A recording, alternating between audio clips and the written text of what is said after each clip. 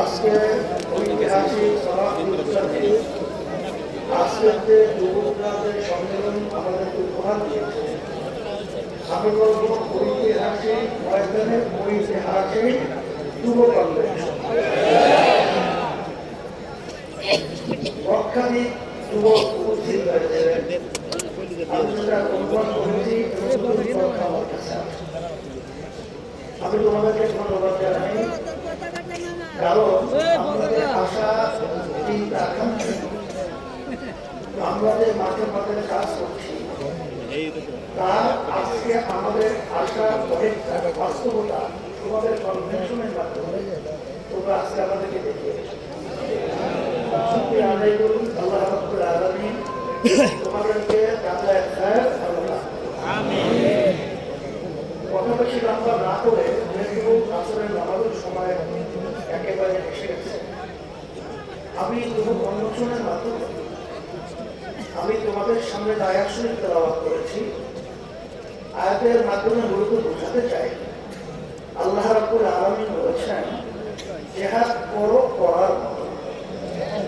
আজকে তোমরা জানো বাংলাদেশ সহ তামাম দুনিয়ার মধ্যে যে নীতি আদর্শ বাস্তবায়নের চেষ্টা করছে, সেই নীতি আদর্শের মাধ্যমে মূলত দুনিয়াতে শান্তি ব্যক্তি পর্যায় থেকে শুরু করে সমাজ রাষ্ট্র কখনো দেখে নাই, কোনোদিন পায় নাই, পাবে না।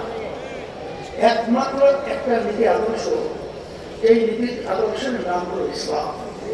আজকে ইতিহাস করলে আমরা দেখব ইসলাম নীতি আদর্শের মাধ্যমে শান্তির ক্রান্তি দুনিয়াতে আখেরাতে।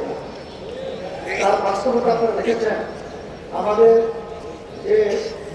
দাদু যে কথা বলেছেন, এই হিন্দু ঐক্যদলের সভাপতি, তিনি ইসলামী আন্দোলনের ব্যাপারে বলেছেন যে আমরা দেখেছি যে ৭১ থেকে শুরু করে ইসলামী নীতি আদর্শদের আমরা লালন করি, আমাদের কি চরিত্র, আমাদের কি আদর্শ, আমাদের কি কার্যক্রম।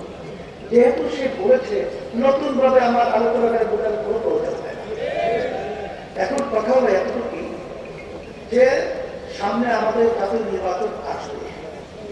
এই নির্বাচনের মধ্যে সবচেয়ে এই নীতি আদর্শ বাস্তবায়নের জন্য উল্লেখযোগ্য ভূমিকা পালন করতে হবে যুবকদের। আল্লাহ রাসূল সাল্লাল্লাহু আলাইহি ওয়াসাল্লাম যুবকদের ব্যাপারে দোয়া করেছেন যে যুবকরা ইসলামের সহযোগিতা করেছে। তার বাস্তবতাও তোমরা বাস্তবে মাঠে দেখিয়ে আমাদেরকে সেই কথা আল্লাহ হাবিবের বাস্তবায়ন দেখাবো। এটাকে আমরা আশা করতে পারি। আলহামদুলিল্লাহ। কি করতে হবে তোমরা তো জানো, তোমাদের সভাপতি তিনি বলেছেন যে আমাদের কেন্দ্র পর্যায় পর্যন্ত আমাদের শক্তি বাড়াতে হবে। শক্তি বাড়াতে হলে আপনাদের রহমাতুল্লাহ আলাইহি তার যে ঘোষণা ছিলেন ঐতিহাসিক, যে মাসের পক্ষে 4 জনকে তোমরা দাওয়াত দিবা ইসলামের পক্ষে নিয়ে আসার জন্য। সেখানে সেন্ট্রাল ভিত্তিক প্রত্যেকে যদি আমরা মাসের 4 জন আমরা সেই সেন্ট্রাল ভিত্তিক দাওয়াতের মাধ্যমে ইসলামের পক্ষে তৈরি করতে পারি, আমার মনে হচ্ছে সেদিন বেশি দেরি নয় যে বাংলাদেশের মধ্যে রাষ্ট্রীয় পর্যায়ে ইসলামী নীতি আদর্শ আল্লাহ রহমতে বাস্তবায়ন হবে। এই কাজটাকে আমরা করতে রাজি আছি, আল্লাহ কবুল করে। সাথে সাথে আমি বিশেষ করে 53 বছর স্বাধীনতায় যারা দেশ পরিচালনা করেছে তাদের নতুন কিছু বলার মতো, বাংলাদেশের মানুষকে নতুন করে কিছু উপহার দেওয়ার মতো নতুন কোনো কথা তাদের মধ্যে নাই, আর দিতেও পারে না। কারণ আমরা সেটা দেখে ফেলেছি। এরকম একটা কথা আছে যে ওই পোড়া পা দিয়ে আপনি লাঠি মারার শক্তি থাকে না, এটা আমাদের জানা হয়ে গেছে। আপনারা দেশ 53 বছর পরিচালনা করেছেন, আমাদেরকে আপনারা কি দিয়েছেন? আর নতুন ভাবে আমাদেরকে ও পা দেখাই আর ভয় দেখালো, আশা দেখাই লাভ নাই। এখন পরিবর্তন করতে হবে।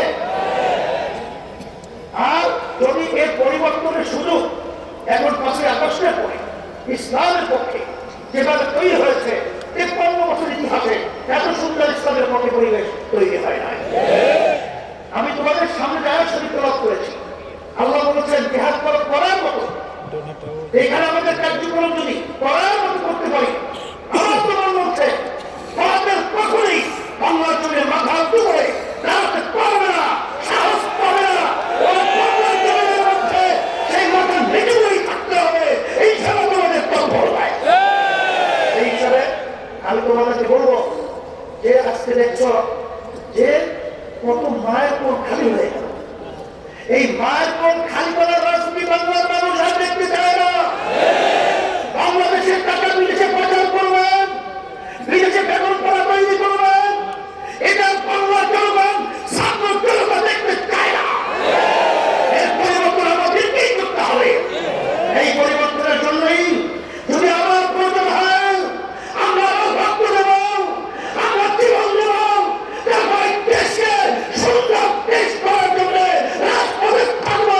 থাকার জন্য কে কে লাগিয়েছে?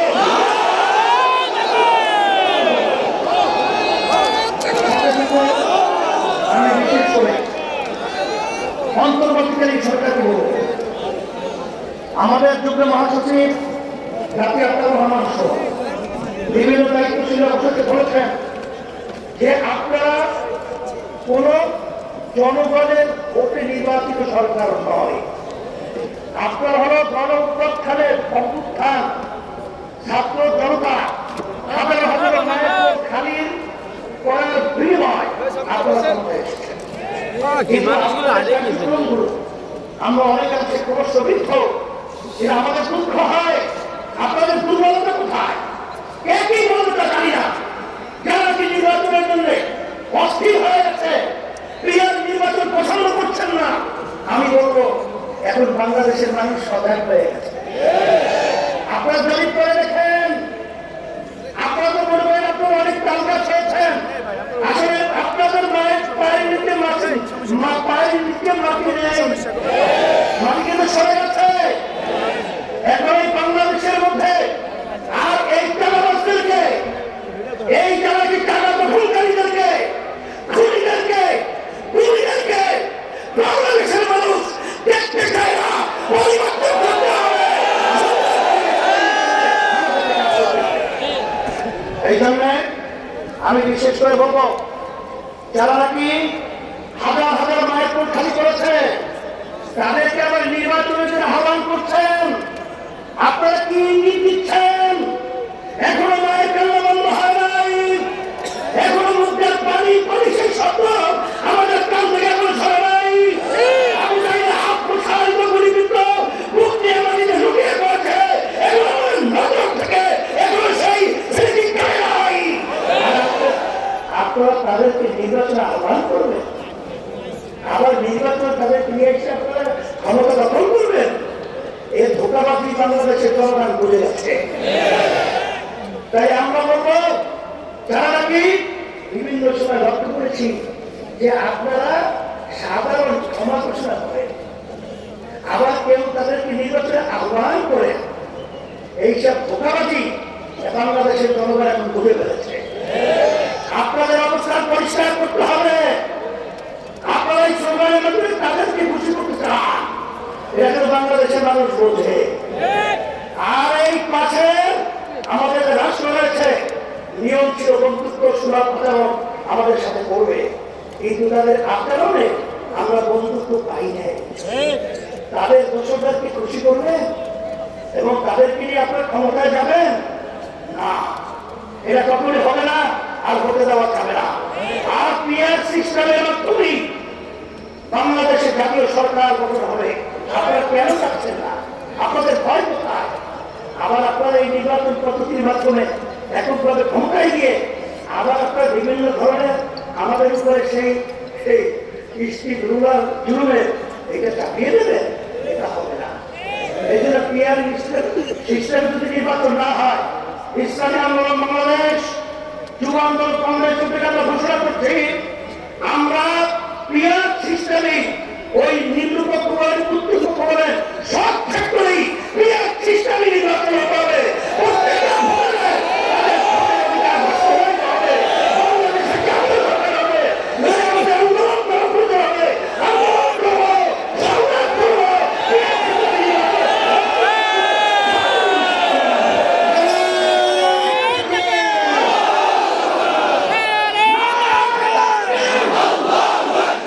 চব্বিশে যুব আন্দোলনের কমিটি বিরতি ঘোষণা করা হলো, 25-এ যুব আন্দোলনের নতুন কমিটি ঘোষণা করা হচ্ছে।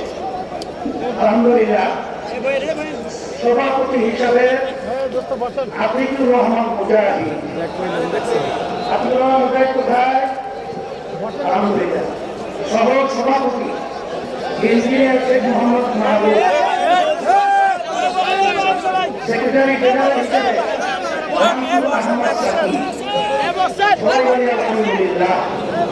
আর বিশেষ করে আমাদের আন্দোলনের পক্ষ থেকে, সকলের পক্ষ থেকে শর্ত, আজকে যে সভাপতি ছিল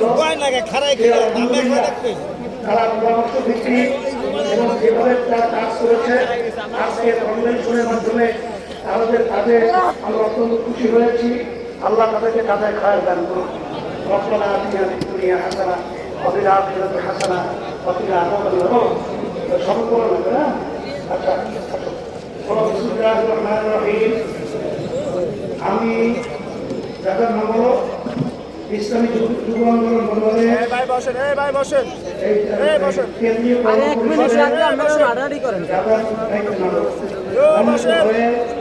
আল্লাহ তাআলাকে সাক্ষী রেখে ওয়াদা করছি যে আমি আল্লাহ তাআলার সন্তুষ্টির উদ্দেশ্যে ইসলামী যুব আন্দোলন বাংলাদেশের সম্প্রসারণ, মজবুতি অর্জন, অমূল্য হাসিলের আমার পরবর্তী দায়িত্ব আমি সংগঠনের নীতিমালার অংশ ও নীতিমালাদের এবং উদ্যোগের নেতৃত্বে প্রতি আনুগত্য প্রদর্শন যুব সমাজকে দিনের পরে একত্রবদ্ধ করতে, আমি জানমালের সর্বোচ্চ কোরবানি করতে যথেষ্ট থাকবো। আল্লাহ তাআলা আমাকে দোয়া কালাম করার তৌফিক দিন। আমি সবাইকে